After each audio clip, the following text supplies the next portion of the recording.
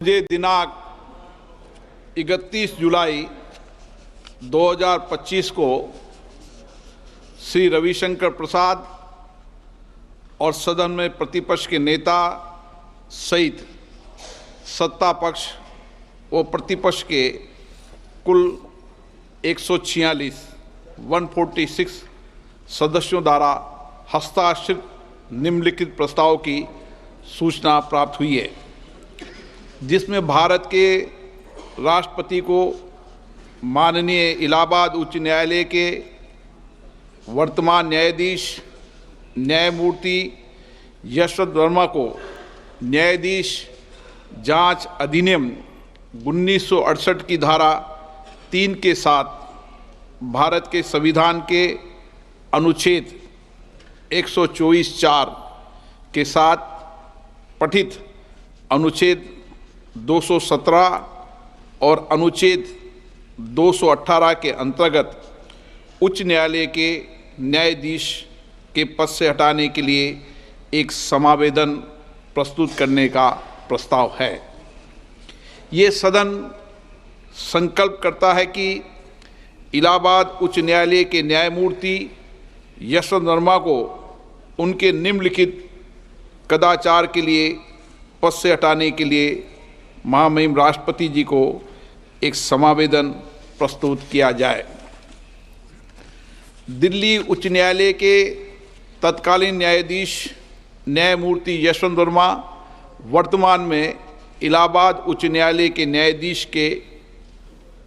सक्रिय और कब्जे में नई दिल्ली स्थित 30 तुगलक क्रिसेंट परिसर में आग लगने के कारण अस्पष्टीकृत नकदी की बरामदगी के संबंध में भारत के सर्वोच्च न्यायालय द्वारा सार्वजनिक किया गया विवरण हमें 15 मार्च 2025 की सुबह 30 तुगलक क्रिसेंट नई दिल्ली से जली हुई नकदी धन मलबे को हटाने के संबंध में साक्ष्य की भी जानकारी है। हमने न्यायाधीश जांच अधिनियम 1968 के सामान्य प्रावधान और विशेष रूप से उसकी धारा 3 के प्रावधानों का अध्ययन किया है और हमें उनके बारे में परिचित कराया गया है। हमने न्यायाधीश जांच अधिनियम 1969 के प्रावधानों का भी अध्ययन किया है, हमें उनके बारे में भी परिचित कराया गया है। हमने सी रविचंद्र अय्यर बनाम न्यायमूर्ति A.M. भट्टाचार्य एवं अन्य 1995 SCC 457 केस में भारत के उच्चतम न्यायालय द्वारा घोषित कानूनों के साथ साथ अतिरिक्त जिला एवं सत्र न्यायाधीश एक्स बनाम मध्य प्रदेश उच्च न्यायालय के मामले में दिए गए फैसलों से भी खुद को परिचित कर लिया है। 2015-4 SCC 91 और ये कि अतिरिक्त जिला एवं सत्र न्यायाधीश एक्स सुप्रभा के मामले में उक्त निर्णय को सामान्यता और विशेष रूप से पैरा 33 को पढ़ने पर ये स्पष्ट है कि दिल्ली उच्च न्यायालय के मुख्य न्यायाधीश ने न्यायमूर्ति यशवंत वर्मा के विरुद्ध शिकायत को गंभीर प्रकृति का पाया और उक्त निर्णय के पैरा 33 के तहत परिकल्पित इन हाउस प्रक्रिया का पालन किया। यह भी स्पष्ट है कि भारत के तत्कालीन मुख्य न्यायाधीश ने इस गंभीर एवं चौंकाने वाले घटना और तथ्यों पर विचार करने के बाद और न्यायमूर्ति यशवंत वर्मा की प्रतिक्रिया तथा दिल्ली उच्च न्यायालय के मुख्य न्यायाधीश की टिप्पणियों को ध्यान में रखते हुए ये राय बनाई कि इस विषय पर गहन जांच आवश्यक है। इसलिए भारत के तत्कालीन मुख्य न्यायाधीश ने अतिरिक्त जिला एवं सत्र न्यायाधीश एस सुप्रा के मामले में निर्णय के पैरा 33(3) में परिकल्पना के अनुसार एक 3 सदस्यीय समिति का गठन किया गया। हमें यह भी याद है कि भारत के माननीय तत्कालीन मुख्य न्यायाधीश ने समिति की रिपोर्ट भारत के महामहिम राष्ट्रपति और भारत के माननीय प्रधानमंत्री को भेजी है। ये स्पष्ट है कि भारत के माननीय तत्कालीन मुख्य न्यायाधीश ने अतिरिक्त जिला एवं सत्र न्यायाधीश एस सुप्रा के मामले में फैसले के पैरा 33(7) के प्रावधानों के अनुसार कार्य किया है, जो स्पष्ट रूप से भारत के तत्कालीन मुख्य न्यायाधीश की राय को दर्शाता है कि पैरा 33(3) के तहत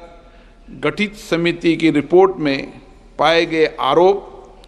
इस प्रकृति के हैं कि उक्त न्यायाधीश को हटाने की कार्रवाई शुरू करने की आवश्यकता है। उपयुक्त तथ्यों के अवलोकन और सार्वजनिक रूप से उपलब्ध तथ्यों, न्यायमूर्ति यशवंत वर्मा के कब्जे वाले और उनके नियंत्रण में स्थित आधिकारिक परिसर से जली हुई नकदी की बरामदी और उसे हटाने से संबंधित परिस्थितियों की स्वतंत्र रूप से जांच करने के बाद हम स्वतंत्र रूप से ये भी पाते हैं कि भारत के संविधान के अनुच्छेद 124 के साथ पठित अनुच्छेद 217 और अनुच्छेद 218 के तहत हटाने की प्रक्रिया न्यायाधीश अधिनियम 1968 और उसके तहत बनाए गए नियमों के अनुसार शुरू की जानी चाहिए। वेदाक चरित्र और वित्तीय बौद्धिक ईमानदारी न्यायपालिका में एक आम आदमी द्वारा रखे गए विश्वास की नींव है और यह भी कि वर्तमान मामले से जुड़े तथ्य जो कि भ्रष्टाचार की ओर इशारा करते हैं वो भारत के संविधान के अनुच्छेद 124 के साथ अनुच्छेद 217 और अनुच्छेद 218 के तहत कार्रवाई और प्रक्रिया के योग्य हैं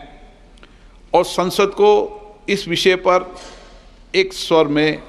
बोलना चाहिए और देश के प्रत्येक नागरिक को सार्वजनिक जीवन में भ्रष्टाचार के प्रति जीरो टॉलरेंस के अपने संकल्प के बारे में एक स्पष्ट संदेश भेजना चाहिए। अतः हम भारतीय संविधान के अनुच्छेद 124 के साथ पठित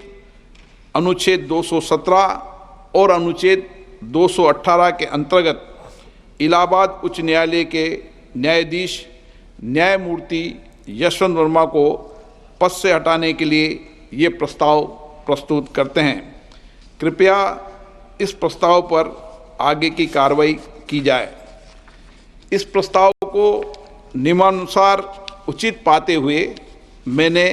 इसकी स्वीकृति प्रदान की है। न्यायाधीश जांच अधिनियम 1968 की धारा 3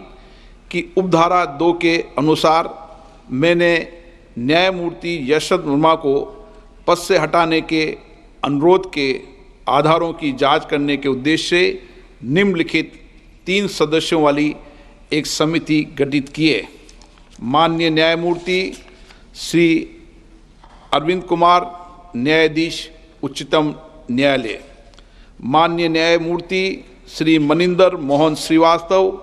मुख्य न्यायाधीश मद्रास उच्च न्यायालय, श्री BV आचार्य, वरिष्ठ अधिवक्ता, कर्नाटक उच्च न्यायालय। समिति